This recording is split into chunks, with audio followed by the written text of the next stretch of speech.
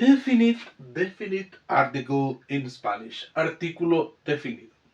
The definite article in Spanish, or artículo definido, is equal to the. The. In English we use the. Okay. In Spanish we use el for male singular nouns, la for female singular nouns, los for male plural nouns, and las for female plural nouns. Okay, so in Spanish we use those four words, and it will depend on the case. If the case is singular, we use el for male singular, la for female singular. If the noun is plural, we use los for male plural and las for female plural.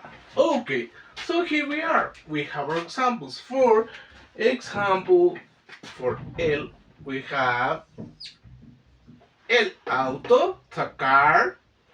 We have one more, el árbol, the tree. Then for the word las, sorry, for the word la, we have this one. Okay, la casa, the house. Then we have one more, la cocina, the kitchen. Next we have is los for plural. Okay, and then we have the words los amigos, the friends. Then we have los marcadores, the markers. Okay, los marcadores. Then we have finally the last one, that is for female plural, which is las sillas, the chairs, and finally las piedras, the stones.